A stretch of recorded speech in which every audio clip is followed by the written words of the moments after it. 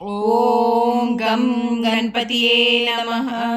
जय बोलो गणेश महाराज की जय। ముందుగా అందరికీ వినాయక చవితి శుభాకాంక్షలు.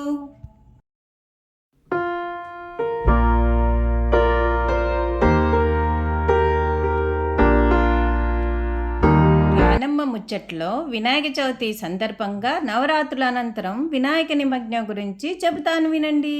శుక్లమాసం భాద్రపద శుద్ధ చవితిని వినాయక జన్మదినంగా మనం అందరం ఎంతో ఘనంగా వారి వారి శక్తి మేరకు జరుపుకుంటాం. వినాయక చవితి నుండి 9 రోజులు నవరాత్రులుగా భావించి ఎంతో భక్తి శ్రద్ధలతో వారి వారి తాహతకు తగ్గట్టు వినాయక చవితి పండుగను జరుపుకుంటాం. ఇలాంటి వినాయకుడిని 9 రోజులు పూజలు అందుకున్న అనంతరము బావిలో కానీ, నీటిలో కానీ, చెరువులో కానీ, లేదా ఏదైనా నదిలో కానీ నిమజ్జనం చేస్తాం. అలా నిమజ్జనం చేయటానికి కూడా కొన్ని కారణాలు ఉన్నాయి. అవి ఏమిటంటే, ముందుగా ఒక కథ విందాను.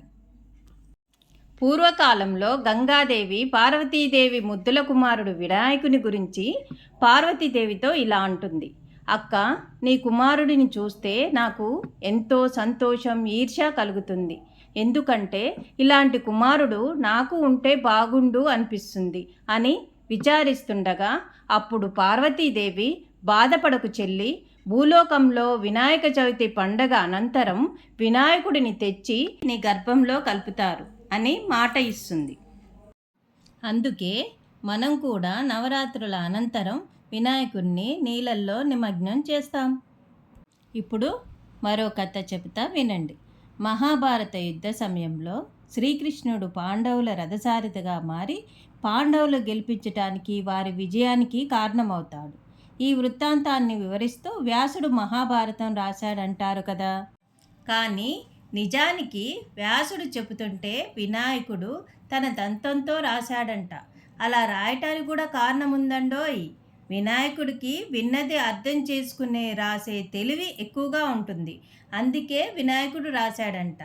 ఇలా రాయటంలో లీనమైన రాస్తున్న వినాయకుడికి శరీరం వేడెక్కి కుంపటిలా అయిందంట.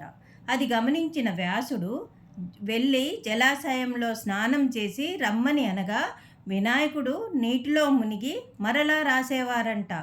అలాగే ఈ నవరాత్రుల్లో భక్తుల పూజలు అందుకున్న వినాయకుడు కూడా వేడి చెందుతాడంట. అందుకే పూజల అనంతరం నవరాత్రులు జరిగిన తర్వాత నీటిలో నిమజ్ఞం చేస్తామని ఒక కథ ఉన్నది. ఇప్పటి వరకు మా మమ్మీ చెప్పిన పురాణ కథలు విన్నారు కదా. ఇప్పుడు మన పెద్దలు చెప్పిన కథ నేను చెప్తాను వినండి. పూర్వం ఏ గ్రామంలో వారు ఆ గ్రామంలోని చెరువులోని బంకమట్టిని తీసి వినాయక ప్రతిమ చేసి పూజించేవారు. ఇలా చేయడం వలన భాద్రపద మాసంలోని వర్షాల వల్ల వచ్చిన బంకమట్టిని తీయడం వలన చెరువులో పూడిక తీసినట్టు అవుతుందంట. మళ్ళీ నవరాత్రులు పూజనంతరం తిరిగి నీటిలోకి నిమజ్జనం చేయడం వలన ప్రకృతికి సంబంధించిన పత్రిని కూడా వినాయకుని విగ్రహంతో పాటు నీటిలోకి నిమజ్జనం చేయడం వలన నీళ్లు స్వచ్ఛంగా మారుతాయని వారి నమ్మకం. అందుకే మనమందరం మట్టి వినాయకుడిని పూజిద్దాం, వినాయకుడి అనుగ్రహం పొందుదాం, ఈ ప్రకృతిని కాపాడుకుందాం. వాటితో పాటు ఇంత మంచి ముచ్చట్లు చెప్పిన ఈ రానమ్మ ముచ్చట్ల అనే ఛానల్ని లైక్, షేర్, సబ్స్క్రైబ్ చేసుకోండి. మరిన్ని ముచ్చట్ల కోసం ఎదురు చూడండి.